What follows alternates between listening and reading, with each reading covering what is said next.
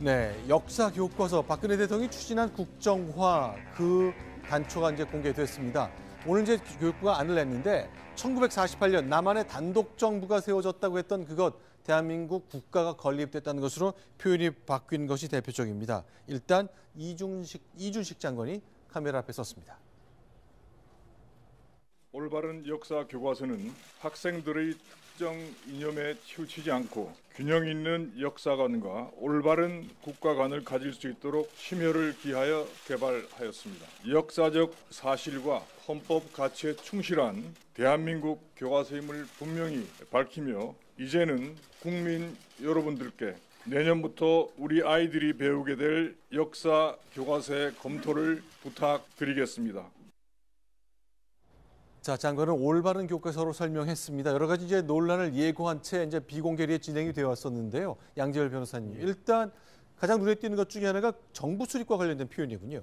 사실 이 부분이 저는 굉장히 안타까운 게 과거에는 대한민국 정부 수립이냐 대한민국 수립이냐 이런 부분이 그렇게 까지 논의가 있지는 않았었는데 네. 일부에서 대한민국 정부 수립이라고 해놓으면 그러면은 북한에 있는 그 북쪽도 정상적인 국가로서 인정을 한 게 아니냐라는 네. 식의 반론을 제기하면서 수립과 정부 수립이 갑자기 완전히 다른 것처럼 돼 있는데 이번 교과서 체제에서 아무튼 바뀐 거는 대한민국 수립이라고 48년도에 대한민국 수립이라고 이렇게 명시를 했고요. 반대로 북한은 정권 수립이라는 표현을 썼습니다. 그러니까 예전에 이제 논란이 됐다는 것, 그러니까 보수 진영에서 주로 문제 제기를 했던 거지만 기존의 여러 우리나라 교과서가 1948년에 북한이라는 국가가 수립된 반면에 남쪽에서는 대한민국의 정부가 수립됐다는 것, 마치 북한에 뭔가 무게가 더 있는 것처럼 해석될 여지가 있기 때문에 그걸 표현을 바꾸자 했던 것인데 이번에 교과서에서 그 부분은 바뀐 게 눈에 띕니다. 자, 그리고요. 또 논쟁이 될 만한 것 몇 가지 더 있겠습니다만 자, 일단 그동안 이제 사실 비공개로 진행해 왔다는 것이 큰 특징의 하나였잖아요. 자, 집필지는 오늘 처음으로 공개됐죠. 집필지 공개가 되는데 우려했던 것처럼 역사 전공자 분들이 사실 안 계십니다. 그리고 대표적으로 보이는 분들이 최대권 서울대 명예교수라든가 법학자시죠? 예, 법학자시고 유호열 고려대 교수는 북한학과 교수시고요. 네. 김승욱 중앙대 교수 같은 경우도 경제학과 교수이신데 또 그 이외에 뭐 김남년 동국대 교수 같은 분들 주로 뉴라이트 진영에서 일부 활동을 하셨던 분들이고 유호열 교수 같은 경우는 아주 최근에 SNS를 통해서 현재 상황과 일반적인 국민들의 인식과 달리 대한민국의 대통령을 위해 기도해달라는 말씀도 하셨고 네. 보이는 분들이 이제 김남년 동국대 교수나 김명석 연세대 교수 또 나종남 육사 교수 같은 분들도 다 현대사와는 직접적인 관련은 없고 뚜렷하게 이른바 네. 뉴라이트라고 하는 부분을 주장하셨던 분들이라서 이게 과연 정치적인 중립성을 확보하기 위해서 만들어진 국정교과서인지에 관해서는 의문을 표시할 수밖에 없는 상황이 된 거죠. 네. 지금 우리 국사 교과서 문제에서 가장 치열했던 게 건국절 문제였을 겁니다. 네. 제가 그 질문 하나 드려볼게요. 네. 경제의 3요소가 뭡니까? 경제의 3요소요? 네. 뭐 자본, 노동, 토지. 토지입니까? 네. 그렇죠. 국가의 3요소는 뭡니까? 아, 뭐 영토, 영해, 영토, 국민, 주권. 주권입니다. 그렇죠. 이 세 가지인데 우리 그 임시정부 시절에 네. 영토가 어떻게 됩니까? 임시정부 시절에 1919년을 말씀하시는 네. 거잖아요. 우리에게 영토는 없었죠. 그다음에 우리 주권은 어떻게 됩니까? 주권도 이제 그때 막 빛을 보기 시작한 거라고 봐야 되는 거 아니에요? 당연히 제한돼 있었죠. 그렇죠. 그다음에 국민은 어떻게 됩니까? 다 살아 계셨죠. 우리 국민들은 대부분 일본이 통치하고 있었지 않습니까? 네네. 그래서 이제 임시정부를 그때 대한민국이 건국으로 한 거로 보좌하는 사람들이 있고 아니다. 네. 국가의 교서를 못 갖췄다. 그럼 그때 국가가 세워졌으면은 19년부터 45년까지 왜 우리 상해 임정이 독립운동을 했느냐는 질문이 바로 나옵니다. 네. 그래서 이제 그게 논쟁이 되었고 그다음에 45년부터 48년 사이에는 대한민국의 주권이 있었습니까? 그때는 어느 군정이 있었잖아요. 네네. 군정. 그런 제약이 있다 보니까 48년에 이제 건국절로 하자는 주장이 나왔던 건데요. 이제 좀 더 애국적이신 분들은 왜 1919년부터 못하냐라고 하는데 네. 지금 저기 필진으로 뭐 정치학자 유효열 교수님도 굉장히 유명한 정치학자입니다. 기본 네. 정치학자고 그다음에 이제 경제학자 그런 분들이 들어간 거는 사학의 문제가 아닌 네. 현대 여기서 지금 우리 심대 기자께서 많이 얘기하시지만 우리가 지금 논의하는 게 오랜 세월이 지나면 역사가 되는 겁니다. 네. 지금 정치 경제를 하는 게 나중에 역사가 되는 거거든요.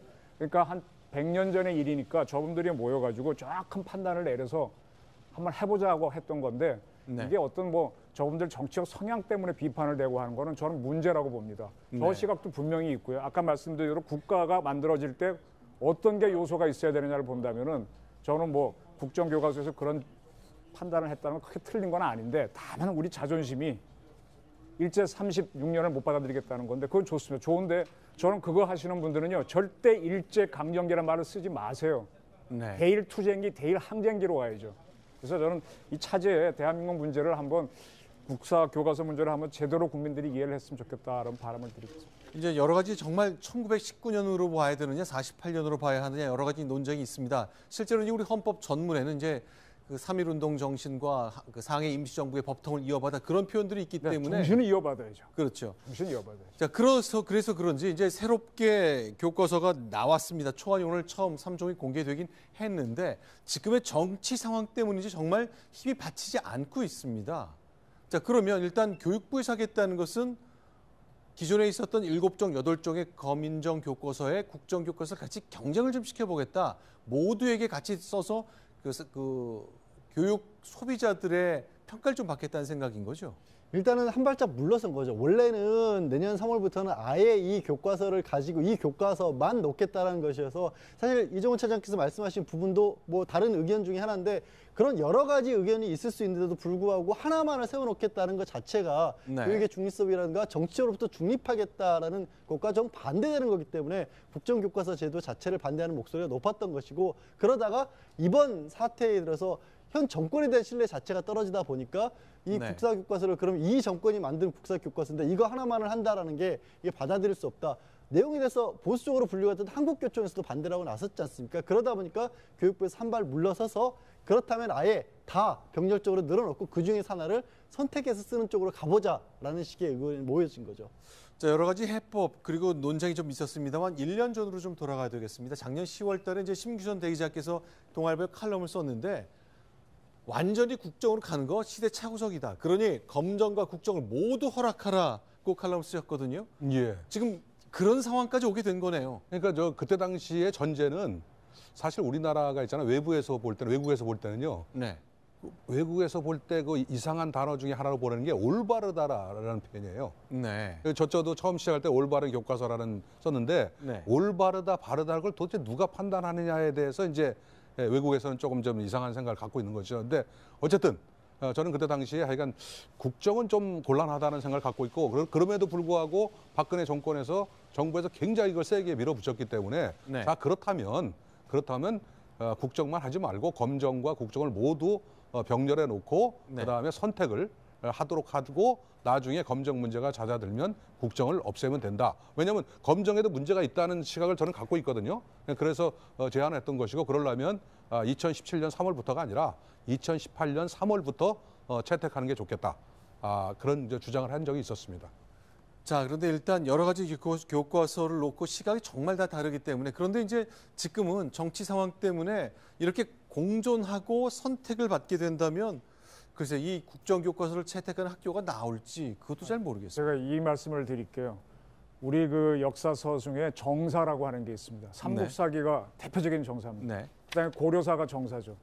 그러면 우리가 조선시대를 끝냈는데 우리 대한민국이 조선사를 썼습니까? 안 썼어요. 네. 일제가 대일 항쟁기 때 만든 조선사가 있어요. 조선사 편수에. 네. 그러면 그게 정사입니까? 제가 이 말씀 왜 드린가 하면 우리는 삼국사기는 정사로 봐서 삼국시대를 연구할 때 그걸 봅니다. 네. 그리고 참고로 삼국유사를 보는데 삼국유사가 정사입니까? 그 당시 왕조국에서 만든 게 아니고 중일연이 만든 거잖아요. 네. 그건 일종의 검정이라고 할 수도 있어요. 인정이라고 할 수도 있고. 근데 그걸 우리가 인용을 하거든요. 근데 지금 현대 국가에 들어와서는 어떤 정사 개념을 없애겠다는 게 우리의 이게 국가 방침입니다. 따라서 조선사를 안 쓰겠고 각자 사학자들이 각자 쓰라는 거예요. 그래서 네.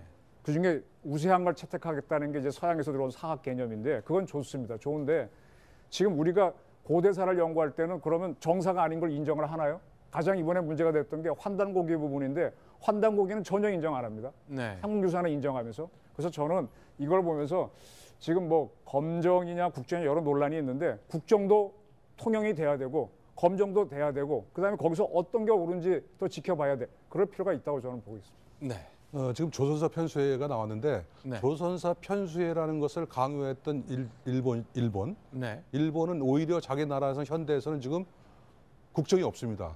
그러니까 일본은 역사 예, 국정 국정 없습니까? 거민족만 있습니다. 그러니까 네. 무슨 얘기냐면 국정 또는 네. 그거 지금 말하는 정사, 야사 이런 개념이 있었던 시절이 있었고 지금 저는 시간적으로 개념으로 봐서 더 많은 연구, 그 다음에 국민적 의식, 네. 국가의 어떤 역할 변경 이런 것들이 종합되면서 이제는 꼭 국정만이 옳은 건 아니지 않느냐는 세월까지 이제 왔다는 것이죠. 네. 그런 부분에서 제가 볼 때는 과도기적으로 국정과 검정을 다 같이 놓는 방법도 좋고 왜냐하면 지금 저는 어떤 생각을 갖고 있냐면 네. 저는 분명한 입장이 있었습니다만 네. 국정을 만든다 하더라도 네. 그렇게 편향된 국정은 만들기 어려울 것이다. 네. 라는 게 제 판단이었습니다. 지금 우리 양 변호사께서 일부 문제점을 지적을 했지만 네. 그러나 생각보다는 그래도 저는 균형 잡힌 국정교과서가 나왔다고 봅니다.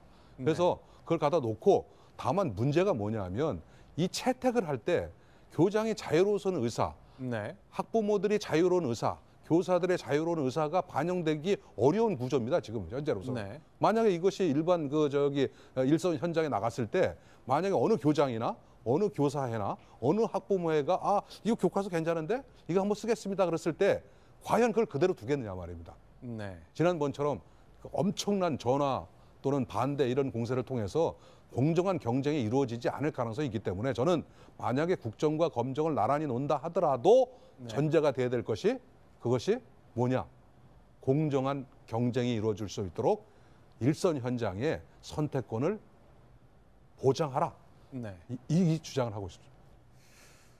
자, 결국 그러면 이제 선생님들, 특히 역사 선생님들 그리고 그 학교 교장 선생님들이 의사 결정을 내릴 때 뭐 그냥 순수하게 교과서를 관찰해야 합니다만 이미 박근혜 대통령의 교과서고 또 심지어는 최순실의 교과서란 말까지 붙기 시작했기 때문에 앞으로 그 과정도 굉장히 지난할 것 같다는 것, 뭐 그 예상 크게 틀리지 않을 것 같습니다. 자, 다음 소식 넘어가겠습니다. 세월호 얘기 조금 더 해보겠습니다. 순위봅니다.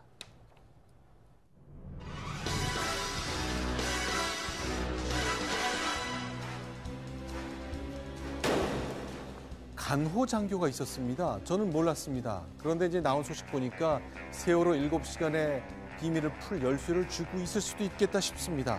하나씩 얘기를 좀 해보겠습니다. 자, 양재열 변호사님. 이 간호장교의 존재는 잘 주목받지 못했던 얘기네요. 근데 이게 왜 나왔냐면 이게 네. 청와대 차원병원에서 근무하다가 청와대 자문으로서도 일을 했었고 결국에 박근혜 대통령에게도 뭔가 주사제 같은 것들을 처방해 줬던 것으로 알려져 있는 김상원 원장이 네. 자신이 치료를 할 때마다 주치의도 있었고 의무실장도 있었고 정맥 주사 같은 경우에는 간호장교가 낫다라는 식의 얘기를 했거든요. 그러면서 네. 그러면서 일부 보도에서 지금 보여주시는 것이 일부 보도에서 국군 수도병원 간호장교가 청와대에 출장을 나갔다는 기록이 있다. 그리고 그걸 검찰이 확보했다라는 얘기를 했었는데 국방부에서는 그런 식의 국방부도 그렇고 청와대도 그렇고 간호장교가 드나들었던 기록은 없다라고 했는데 지금 기록 없이 드나들었던 사람들이 청와대에 드나들었던 사람들 한 사람이 또 아닌 걸로 또 밝혀졌지 않습니까? 네. 그래서 여전히 이 부분이 혹시 간호장교를 어떤 증언 같은 걸 확보를 하게 되면 뭐 세월호뿐만 아니라 그때 청와대에서 무슨 일이 있었는지를 알 수 있지 않을까라는 그런 의문이 제기된 상태죠. 자, 현재 그럼 이 간호장교가 한국에 있는지 이제 미국 연수 중이라 그러거든요. 뭐 아직 100% 확실하게 정해진 것도 아닌 것 같네요. 국방부는 지금 그 간호장교가 한미 군사 연수 관계로 텍사스 주에 있는 군 의무학교에서 연수 중이라고 밝히고 있습니다. 그래서 내년 네. 2월 귀국이라고 하는데 오늘 새롭게 또 안민석 의원께서는 네. 그 연수 중이 아니라 국내에 잇따른 새로운 또 의혹을 제기하고 나서서요. 그 간호장교의 그 소재가 굉장히 핫한 이슈로 등장하고 있습니다. 자, 그러니까 간호장교 한 명이 있습니다. 자, 현재 미국 연수 중이라고 우리 군은 밝히고 있습니다. 이분이 자, 청와대 의무실에 이제 상시 파견의 형식으로 근무를 했기 때문에 그날 4월 16일에 대통령이 과연 시술을 받은 것이 있는 건지 어떤 것인지 근무 위치는 어디였는지를 상세하게 설명해 줄 열쇠를 쥐고 있다고 얘기하는데 민주당 안민석 의원은 좀 생각이 다른 것 같습니다. 국내에 있다고 하네요. 어떻게 된 건지 들어보겠습니다. 세월호 7시간 핵심 증인 중에 한 명인 간호장교 이분의 소재 파악이 거의 되었습니다. 국내 모처에 있는 것으로 파악이 되었습니다. 정의로운 기자들의 몫으로 남겨두겠습니다. 오늘 여기까지만 하겠습니다. 글쎄, 군에서는 해외 연수 중이라는데 왜 다 해놓고 나서 막판에 또 기자한테 떠넘기는지 참. 있다 그랬으면 밝히면 될 텐데요. 근데 모르겠습니다. 뭐 국방부도 거짓말할 수 있겠지만은 국방부가 공적인 기관인데 제가 국방부나 국정원을 많이 찌르고 많이 싸우는데 네. 거짓말은 못하더만요. 나중에 큰 책임이 되니까 해외 나갔으니까 나갔다고 한 것 같은데 네. 다른 간호장교가 있나요? 우리 안 의원이 그건 좀 밝히셔야 되는데 기자한테 떠넘기지 마시고. 네, 일단 그러니까 이제 많은 사람들이 의문을 갖는 것이 이렇게 중요하고 민감한 시기에 올 8월 달에 미국으로 연수를 떠났다는 거죠. 근데 군에서는 연수는 이미 오래전에 결정된 거다 이렇게 설명을 하네요.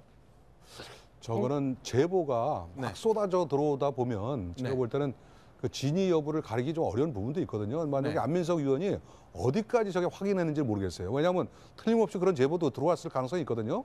왜냐하면 그 간호장교 입장은 대단히 중요한 게 뭐냐면 네. 지금 저 거짓말을 뭐 여러 사람이 한다 하더라도 간호장교를 예를 들어서 불러다가 저기 물어봤을 때 네. 그때 당신 그러면 저 입회했으면 도대체 대통령이 뭘 했냐 했을 때 대답을 할 수밖에 없는 그런 입장이 중에 한 명이거든요. 그렇겠죠. 그렇다면 대단히 중요한 저기 증인인데 저거를 가지고 예를 들어서 외국에 나와 있는데 나가지 않았다?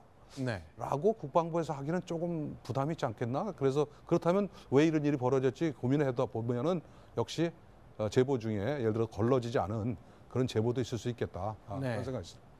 자, 그렇게 간호장교에 주목하는 이유가 대통령을 진료할 때 주치의도 있었고 의무실장도 있었고 간호장교가 있었다. 다 동석했다고 얘기했기 때문에 그러면 누굴까? 그렇죠. 그렇죠? 근데 참 저는 이 관계된 의사분들이 참 많이 이름들이 나오고 있는데 네. 예를 들어 대표적으로 저분에 대해서 얘기한 게 서찬석 전 주치의죠. 주치의 같은 경우에는 본인은 직접적으로 관여 안 하고 나중에 보고만 받았다. 김성만 원장 같은 경우에는 주치의도 같이 있었고 의무실장도 있었다. 네. 다 전문가들의 얘기가 다 달라요. 게다가 네. 어찌됐든 간호장교에게 좀 미루는 것처럼 느낌이 드는 게 제가 뭐 간호하는 분들을 이렇게 낮추는 게 아니라 기본적으로 의료 시스템에는 의사가 주된 역할이고 간호장교가 보조 역할이지 않습니까? 네. 의사들이 직접적으로 얘기를 해야죠. 왜 네. 의사분들이 얘기를 안 하는지 모르겠습니다. 지금 저 문제에서 지금 드러나는 거는요. 대통령 의무 체계가 엉망이란 거예요. 네. 주치의는 주치의대로 있는데 현실적으로 의무실장하고 간호장교가 따로 상주를 하고 네. 그다음에 필요하면은 다른 시술을 하기 위해서 막 들어가는 거거든요. 이거 엉망진창인 겁니다. 대통령 관리를 건강 관리를 이렇게 했다면 큰 문제고요. 이거는 미국 시스템을 배워가지고 군 병원 중심으로 딱딱딱 하고 아주 필요한 경우 자기네가 시술할 수 없는 특이한 병이다 그러면 그때 전문가를 끌고 오는 걸 해야지. 이거 뭐 누구나 다 들어가고 이 사람들은 뭡니까 핫바지처럼 있는 이런 구조인데 이거 엉망입니다. 이번 기회에 이거 반드시 바로 잡아야 돼요.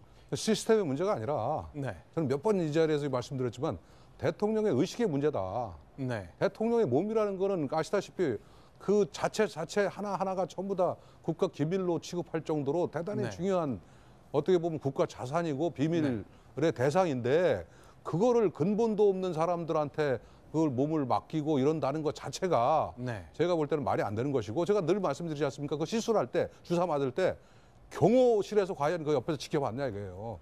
네. 경호실에서 무슨 짓을 할지도 모르는데 네? 그런 어떤 엄중한 그런 사고 방식과 생각을 가지고 있어야지 비로소 내가 볼 때는 위험과 권위가 서고 그러는 것이지. 네. 도대체 좀 이해가 물론 뭐 이해가 안 되는 말을 너무 많이 해서 지금 그 말 쓰기도 참 그렇습니다만 그렇습니다. 네. 알겠습니다. 이번엔 이제 정치권 얘기를 보겠습니다. 그러나 대통령을 보는 친박의 생각이 좀 묘하게 바뀌는 것 같습니다. 그 내용 집중적으로 알아보겠습니다. 순위 보겠습니다.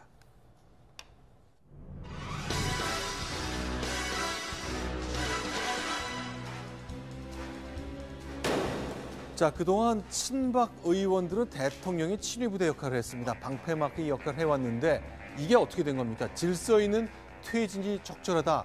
탄핵보다는 낫다. 이런 뜻이겠죠?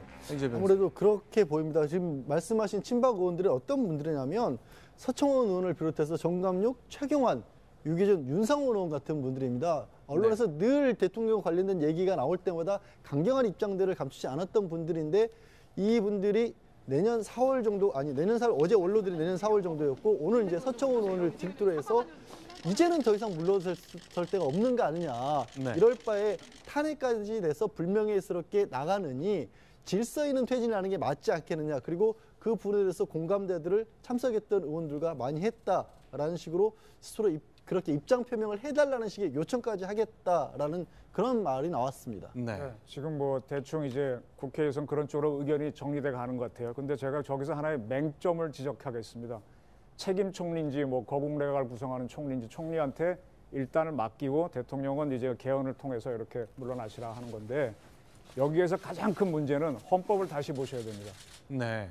이 총리가 대통령 대행이 아니면은 군 통수권을 행사하지 못합니다. 네. 그리고 제가 들어오기 전에 다시 한번 헌법하고 국군 조직법을 다시 봤는데요. 군 통수권은 대통령에서 국방부 장관, 합참의장으로 내려갑니다. 네. 즉 총리는 배제되어 있습니다. 이게 미국 부통령제였으면 관계가 없는데 네. 우리는 그렇지 않기 때문에 이 책임 총리라고 하더라도 이 사람은 어떤 앞에 수식어를 붙여도 대행이 아닌 이상은 군 통수권 못합니다. 따라서 북한이 도발했을 때 현지 지휘관이 응사하는 건 하겠죠. 네. 근데 거기에 대해서 우리가 뭔가 액션을 하겠다고 했을 때 총리가 지시하잖아요. 불법입니다. 그리고 그걸 따라서 현장 지휘관이 하게 되면 그것도 불법입니다. 그래서 이 문제에 대한 명쾌한 대통령이 물러나 있더라도 통수권을 어떻게 한다는 걸 풀어놓고 이걸 하셔야 될 겁니다. 그렇죠. 지금 말씀하신 것처럼 여러 가지 절차를 해야 되기 때문에 여야가 이제 머리를 맞대야 되는 시간이 왔습니다. 그러나 여당 내에서도 사람들 생각이 제각각이고 새로운 얘기들이 많이 나오고 있는데 오늘 아침 중앙일보 인터뷰 보니까 김무성 대표가 이렇게 얘기했군요. 김무성 대표는 박근혜 대통령을 만난 걸 제일 후회한다고 한 2번에 걸쳐서 인터뷰 동안 네. 얘기를 했고요. 노무현 대통령 시절에 국회 재경위원장을 하는데 박근혜 당시 대표 측에서 사무총장을 맡아달라고 연락이 왔다. 그래서 그때부터 인연을 맺고 이후 선대본부장 등등의 역할을 했다 이런 얘기를 하게 됩니다. 그때를 가장 후회한다고 김무성 대표가 이제 와서 얘기를 했습니다. 많이 거절했었다. 그런데 이제 박근혜 대통령 측에서 몇 번을 졸라서 갔는데 사실은 나는 MB랑 더 친하다. MB랑 더 친한데 박근혜 대통령 쪽으로 갔기 때문에 얼마나 내가 괘씸했으면 경선 이듬해인 2008년에 18대 총선 때 MB가 나한테 공천도 안 줬겠냐. 그렇게 말씀하셨습니다.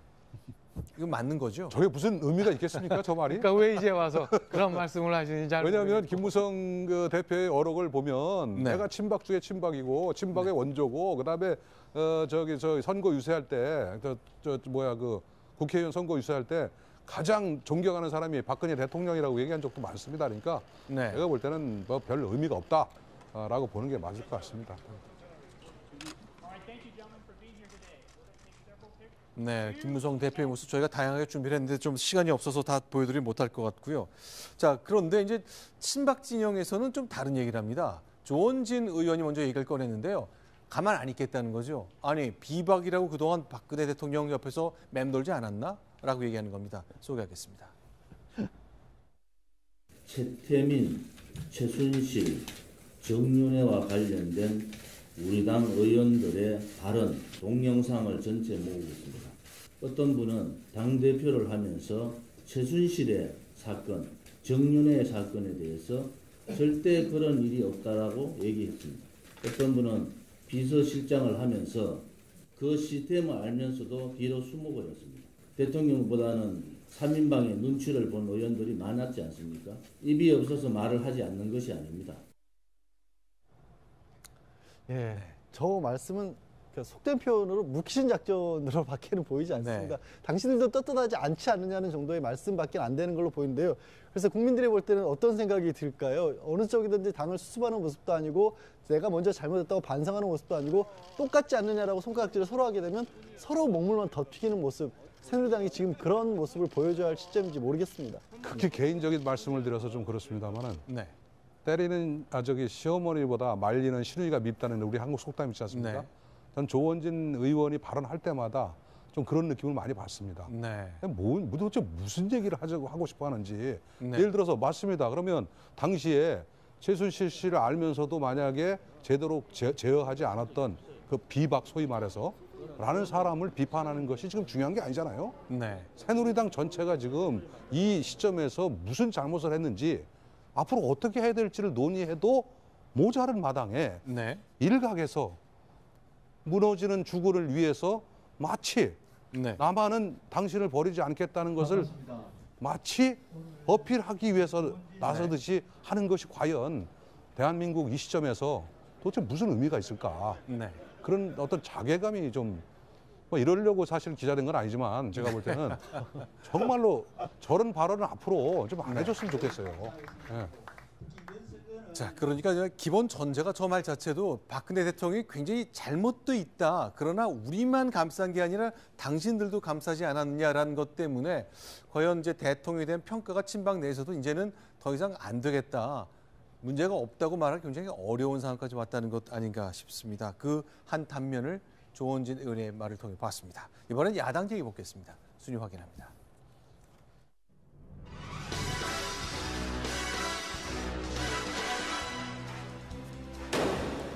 자, 박근혜 대통령 탄핵 후에는 황교안 총리도 물러나야 한다.